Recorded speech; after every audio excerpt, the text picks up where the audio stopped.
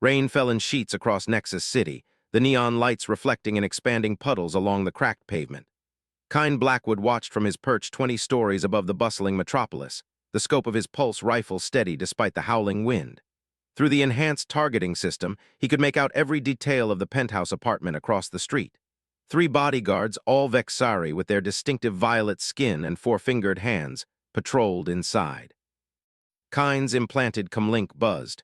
"Package arriving in 2 minutes," Director Merritt's voice announced in his ear. "Remember, Blackwood, this is a priority elimination. The Coalition cannot afford to let this threat continue." "Understood," Kine replied, his voice emotionless. After 15 years as the Coalition's top assassin, he'd learned to suppress any hesitation. This was just another target, another threat to humanity's survival in the ongoing Cold War with the Vexari Empire. The target's name was Elodie Navar, reportedly the architect behind the attacks on 3 human outposts that had left hundreds dead. Intelligence suggested she was a high-ranking member of the Vexari supremacy faction, disguised as a diplomat. Tonight was the Coalition's best chance to eliminate her. A sleek hover limo pulled up to the building. Kine's grip tightened on his weapon as 4 more Vexari security agents emerged, scanning the surroundings with their multi-spectrum vision. Then she appeared, tall and elegant, her skin a deeper violet than her guards, with luminescent markings along her temples that signified noble birth. Her silver hair was pulled back in an intricate braid, revealing facial features that were almost human, yet hauntingly alien. Kine centered his crosshairs on her head. One clean shot and he could disappear into the night. He'd already planned 3 separate escape routes. But something made him hesitate. Elodie paused in the rain, dismissing her umbrella-bearing guard with a gesture. She tilted her head up, letting the water wash over her face with an expression of, was that sadness?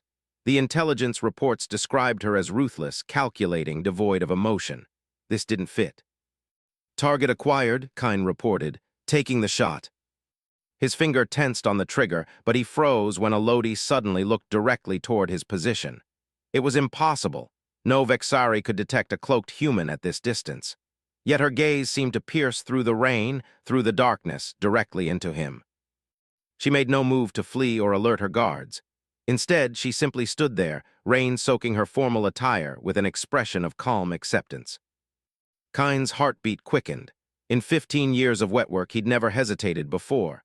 There was something about her eyes, they didn't match the cold-blooded terrorist described in his briefing. "Blackwood, what's the holdup?" Merritt demanded. "Take the shot." In that moment, Kine made a decision that would change everything. He lowered his weapon. "Negative. Target is too exposed. Too many civilians. I'm repositioning." "That's not like you, Blackwood. Our window is closing." Kine cut the communication and quickly packed his equipment. He'd need to move fast, find another way to approach this. Something wasn't right, and for the first time in his career, he needed answers before he pulled the trigger. As he slipped away through the rain-slicked rooftops, one thought dominated his mind. He needed to meet Elodie Navar face to face, even if it meant becoming a traitor to his own kind. The private room at the back of the Nebula Lounge hummed with tense energy as Kine Blackwood nursed a glass of synthesized whiskey. 3 days had passed since he'd failed his mission, 3 days of dodging Coalition surveillance and calling in favors from the shadowy contacts he'd accumulated over years of wet work. The Coalition didn't tolerate failure, and they certainly wouldn't understand his sudden crisis of conscience. A slight movement at the door caught his attention. Elodie Navar entered alone, wearing a hooded cloak that partially concealed her violet features. She moved with feline grace despite the obvious danger of meeting a human assassin unprotected. "You're either very brave or very foolish," Kine said as she sat across from him. Elodie's luminescent eyes studied him carefully. "Says the human who had me in his sights and didn't pull the trigger. The Coalition doesn't train assassins to show mercy." "Maybe I just wanted to look you in the eye before I killed you," Kine leaned forward. "Why did you come? You must know who I am, what I was sent to do." "Because you're not the only one with questions." She removed a small data crystal from her sleeve and placed it between them. "I received this 2 hours after your attempted assassination. It contains proof that someone in the Vexari diplomatic corps is framing me for the attacks on your colonies." Kine's eyes narrowed. Convenient timing. "Is it?" Elodie's voice held a sharp edge. I've spent the last 6 months working on a peace initiative between our peoples, only to discover someone wants me dead for crimes I didn't commit. And I'm supposed to just believe that. Believe what you will, but the evidence is there. She nodded toward the crystal. 3 days ago, you made a choice not to kill me. I suspect it wasn't just because of civilian casualties. Kine inserted the crystal into his secure datapad, scanning the contents with encryption-breaking algorithms. What he saw made his blood run cold. Internal Vexari communications, falsified security footage, and most damning of all, orders from someone high in the coalition government collaborating with Vexari extremists. If this is genuine, he began. It is. Someone powerful wants war between our species, and they're willing to sacrifice both humans and Vexari to get it. Elodie's markings pulsed with emotion. I need your help to expose them. Kine laughed bitterly. I'm an assassin, not a detective. You're a man who can infiltrate secure locations, gather intelligence, and eliminate threats. And you're now a rogue operative with nothing to lose. Her eyes met his with unexpected intensity. Just as I am now a diplomat without diplomatic protection. Before Kine could respond, his security sensors flashed a warning. We've got company. Coalition strike team approaching from the east entrance. Elodie tensed. And Vexari security forces from the west. It seems neither of our people trust us anymore. In one fluid motion, Kine drew his sidearm and grabbed Elodie's wrist. There's a maintenance passage through the kitchen. If we reach the loading docks, I have a stealth skiff that can outrun their patrol craft. As they raced through the back corridors of the lounge, Elodie kept pace with him. When two coalition agents appeared at the end of the hallway, she moved with unexpected precision, using a Vexari martial art to disable them before Kine could even raise his weapon. Impressive, he admitted as they continued running. Diplomatic training includes self-defense, she replied, a hint of a smile playing at her lips. They reached the loading dock just as the sounds of pursuit grew louder. Kine's skiff hummed to life at his biometric signature, its stealth systems already engaged. Where are we going? Elodie asked as they lifted off, narrowly evading a security checkpoint. I know someone in the outer colonies, former coalition intelligence. If anyone can verify your data and help us trace these conspirators, it's her. Kine programmed the navigation system. But I should warn you, if I discover you're lying to me, this reluctant partnership ends with a pulse blade between your ribs. Elodie's expression remained calm. And if you betray me to your coalition handlers, you'll discover why Vexari royalty are feared even without bodyguards. As the skiff accelerated into the night sky, breaking through the cloud cover above Nexus City, Kine found himself studying her profile. There was strength there, and intelligence, but also a vulnerability he hadn't expected. Why did you really spare my life that night? She asked suddenly, her voice softer. Kine turned his attention back to the controls. Let's just say I've gotten good at recognizing killers. Your eyes didn't match your file. And now we're both traitors to our own kind, he replied. So I suggest we focus on staying alive long enough to find the truth. As they disappeared into the starlit sky, neither mentioned the undeniable tension between them. A current that had nothing to do with suspicion and everything to do with an attraction that defied the boundaries of their species and the conflict that had defined their lives. The outpost on Vega IX existed in perpetual twilight, a forgotten way station at the edge of coalition territory. Kine's contact, a former intelligence analyst named Juno Frost, had gone off-grid years ago after uncovering corruption within the coalition's highest ranks. You're either incredibly brave or monumentally stupid to bring a Vexari here, Juno said, her cybernetic eye scanning Elodie with obvious distrust. The small bunker was crammed with surveillance equipment and weapons, a paranoid sanctuary.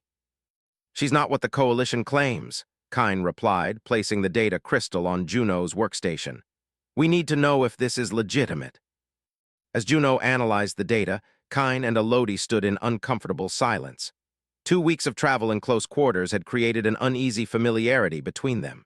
Each night, Kine had found himself increasingly drawn to her, the way her markings glowed softly in the darkness, how her voice carried musical undertones humans couldn't fully perceive. This is high-level stuff, Juno finally announced. Definitely authentic, According to these files, a joint operation between General Dominic Thorne of the Coalition and Archon Vezak of the Vexari Supremacy has been orchestrating false flag attacks for months. Elodie's markings flared with anger. Vezak is my cousin. He's always resented that I was chosen as diplomatic envoy instead of him. And Thorne is my former commanding officer, Kine added grimly. The man who recruited me into the assassination program. Juno pulled up additional files. They're planning something bigger, a coordinated strike against both a human colony and a Vexari settlement.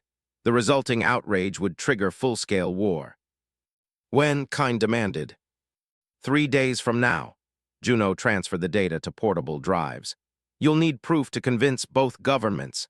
I've identified a secure facility on Helios Station where they're coordinating, if you can infiltrate it. The bunker's alarm system suddenly blared. On the security monitors, a Coalition Special Forces team surrounded the building. They found us, Juno hissed, activating defense protocols. There's only one way they could have tracked you here. Her eyes narrowed at Kine. I disabled all tracking on my ship, he protested. Elodie moved to the window, her expression hardening. It wasn't your ship, it was you. She pointed to a barely visible scar behind his ear. A subdermal tracker, military grade. Kine's hand flew to the spot. Impossible. I'd have detected it during my regular scans. Not if it was implanted by someone who knew your scanning routine, Juno said, grabbing weapons from a hidden compartment. Someone like General Thorne. The first explosions rocked the bunker's outer defenses. Juno tossed the data drives to Elodie. There's an emergency tunnel that leads to an old mining shaft. My scout ship is hidden there. Take it and get to Helios Station. What about you? Kine asked. Juno checked her pulse rifle. I'll buy you time. We're not leaving you, Elodie insisted, surprising both humans. This is bigger than any of us, Juno countered. If Thorne and Vezak succeed, billions die in the coming war. Now go. As they escaped through the tunnel, the sounds of combat echoed behind them. Kine's mind raced. Had he unwittingly led the Coalition forces here? Had he gotten Juno killed? The mining shaft opened to a small clearing where Juno's scout ship waited. As Kine prepared for launch, Elodie placed a hand on his arm. Her touch sent an unexpected warmth through him. This isn't your fault, she said softly.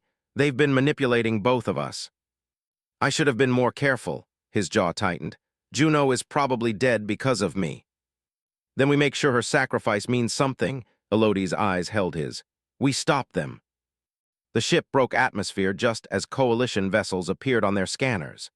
Kine pushed the engines beyond safety parameters, executing evasive maneuvers that sent them tumbling through an asteroid field.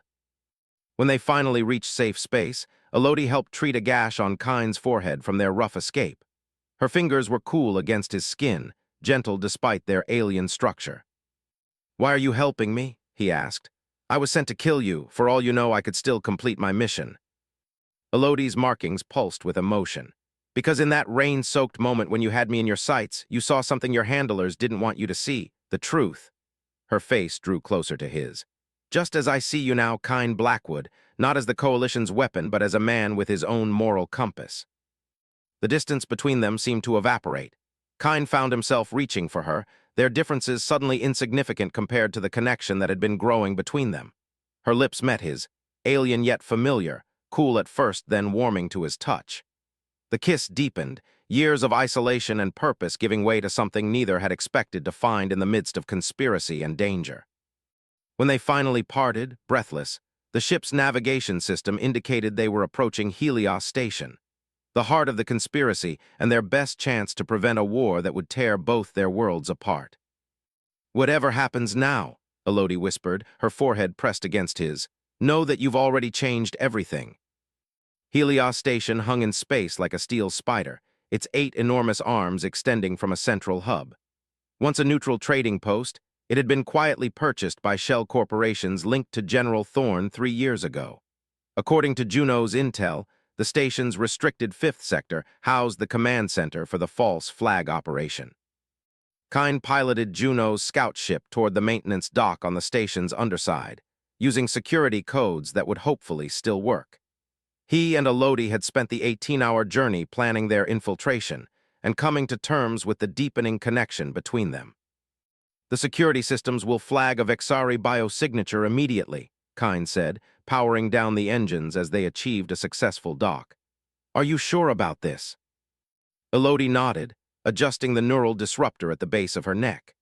The device would mask her Vexari life signs temporarily, though the side effects included intense pain and potential neural damage if used too long. It will work for 6 hours, she replied, long enough to access the command center and secure the evidence. Kyne wanted to protest, to find another way that wouldn't put her at risk, but they both knew options were limited. Instead, he reached out, tracing the luminescent markings along her temple. When this is over. When this is over, we'll have many decisions to make, her fingers interlaced with his. But first, we have worlds to save. The maintenance corridors were dimly lit and rarely patrolled, allowing them to move deeper into the station undetected.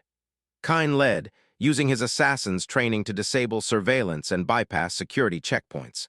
Elodie followed, ignoring the growing headache from the neural disruptor. They reached the auxiliary service lift to Sector 5, just as an alarm blared through the station.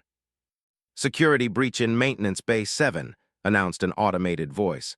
"All personnel initiate containment protocols." "They found the ship," Kyne muttered, overriding the lift controls. "We need to move faster." The lift deposited them in a restricted corridor. 2 guards appeared around the corner, weapons raised. Before they could react, Kyne had incapacitated one while Elodie executed a flawless takedown of the other, their movements in perfect synchronization, as if they'd fought together for years. "The command center should be through those doors," Elodie whispered, checking the schematics Juno had provided. Her voice was strained, the neural disruptor clearly taking its toll. The command center was a circular room filled with holographic displays showing both Coalition and Vexari targets. At the center console stood a man in a Coalition general's uniform, his back to them. "Took you long enough, Blackwood," said General Thorne, turning slowly. "I was beginning to think my best assassin had lost his edge." "You knew we were coming," Kyne stated, keeping his weapon trained on his former commander. "Of course, the moment you disabled that tracker behind your ear, the secondary implant activated." Thorne smiled coldly. "The one you never knew about." Elodie stepped forward, her composure faltering as pain flared through her neural pathways. "Where is Archon Vezak?" "Already deployed to oversee the Vexari side of our little arrangement." Thorne's eyes narrowed at her. "You're a disappointment to your cousin, Princess Elodie. He had such hopes you'd die a martyr for the cause." Kyne's mind raced. The secondary tracker meant Thorne had been monitoring their every move, including their visit to Juno. "You killed Juno." "A necessary sacrifice, just like the colonists who will die tomorrow when both attacks are carried out simultaneously." Thorne gestured to the tactical displays. "Their deaths will finally bring the true war we need, one that will establish human dominance once we've eliminated your kind." He directed this last statement at Elodie. "You're working with the Vexari only to betray them," she realized. "Precisely. Vezak is as short-sighted as he is ambitious. He believes our partnership will give the Supremacy faction control of the Vexari Council." Thorne laughed. "He doesn't realize we've already sabotaged their weapon systems." As Thorne spoke, Kyne noticed security forces converging on their position through the surveillance feeds. They had minutes at most. "You won't succeed," Kyne said, shifting slightly to shield Elodie. "We've already transmitted evidence of your conspiracy to both governments." The lie was obvious, but it served its purpose. Thorne's expression flickered with momentary doubt. "A desperate bluff. The attack protocols are all ready." Elodie moved with startling speed despite her pain, lunging toward the central console. Her fingers flew over the controls, accessing the command protocols with an authority code Thorne clearly hadn't expected her to possess. "Royal override accepted," announced the system. "What are you doing?" Thorne demanded, reaching for his sidearm. Kyne fired first, the shot hitting Thorne's shoulder rather than killing him. "We need him alive to testify." Alarms blared as Elodie completed the override, her markings pulsing erratically with the strain. "I've locked down the attack protocols and transmitted the evidence to both the Coalition Council and the Vexari High Command," she gasped, along with General Thorne's confession. Security forces breached the outer doors just as Elodie collapsed. The neural disruptor had failed, her Vexari biosignature now fully detectable. Kine gathered her in his arms, positioning himself between her and the approaching troops, ready to protect her to his last breath. But the expected attack never came. Instead, the security team's commander received new orders through his comlink and ordered his men to stand down. "The Coalition Council is demanding General Thorne be taken into custody," the commander announced, confusion evident in his voice. And the Vexari diplomatic vessel that just arrived is requesting safe passage for Princess Elodie Navar. Kine cradled Elodie against his chest, relief washing over him as her markings stabilized. Her eyes fluttered open, meeting his. "It worked," she whispered. "You did it," he corrected, brushing a strand of silver hair from her face. "You saved both our worlds." As Coalition medics tended to her, Elodie kept her hand firmly entwined with Kine's. "What happens now?" she asked, the question encompassing far more than just their immediate future. Kine looked at their joined hands, human and Vexari, former enemies, now something far more complex and beautiful. "Now we build something new," he answered, "together." Around them, representatives from both species cautiously converged, united by the shared betrayal they had narrowly avoided and the possibility of a different path forward. One pioneered by the unlikeliest of couples, an assassin who chose mercy and a princess who chose truth. 6 months after the exposure of the conspiracy, the newly established joint Coalition Vexari embassy on neutral Terra, Nova stood as a symbol of the fragile peace between the two species. The structure blended architectural elements from both worlds. The geometric precision of human design harmonized with the flowing, organic patterns favored by Vexari aesthetics. Kine Blackwood adjusted the formal diplomatic attire that still felt foreign after years in tactical gear. From the balcony of his quarters, he watched ships from both civilizations orbit peacefully above the emerald landscape. The path to this moment had been arduous, filled with suspicion and resistance from both sides. General Thorne and Archon Vezak's trial had revealed the full extent of their manipulation. Decades of orchestrated tensions, manufactured intelligence, and strategic assassinations designed to push both species toward mutual destruction. The revelation had shaken the foundations of both governments, forcing painful self-examination and cautious steps toward reconciliation. A gentle touch on his shoulder pulled Kine from his thoughts. Elodie stood beside him, resplendent in ceremonial robes that accentuated the now vibrant glow of her markings. Recovery from the neural disruptor, damage had been slow, but she carried herself with the same dignity and strength that had first made him hesitate that rainy night in Nexus City. "The council representatives have arrived," she said. "Are you ready?" Kine took her hand, still marveling at how natural it felt despite their physiological differences. As ready as a former assassin can be to address the leaders of two civilizations. Her lips curved in a smile. "You've faced worse odds." "Have I?" He raised an eyebrow. "I'm not sure I've ever done anything more terrifying than trying to convince your royal family that a human assassin is an acceptable consort for a Vexari princess." "They're adapting to the idea," Elodie replied, her free hand tracing the ceremonial bonding bracelet around her wrist. Its twin encircled Kine's left arm, marking them as life partners in Vexari tradition. "Just as your coalition officials are adapting to having a violet skin as their new chief diplomatic liaison." Their relationship had become both a personal journey and a powerful symbol, living proof that the differences between their species could be bridges rather than barriers. Not everyone approved, of course. Hardliners on both sides viewed their union as a betrayal, and there had been assassination attempts from those who preferred the old hatreds to an uncertain peace. "Juno would have enjoyed seeing this," Kine said softly. They had believed Juno Frost dead until 3 months ago, when she'd emerged from hiding with additional evidence against Thorne's conspirators. Now, she served as head of the Joint Security Task Force, determined to root out the remaining elements of the conspiracy. Elodie's expression softened. "She told me yesterday that she's proud of you, that you've become the man she always knew you could be beneath the Coalition's programming." The ceremonial chimes rang throughout the embassy, signaling it was time for the formal address.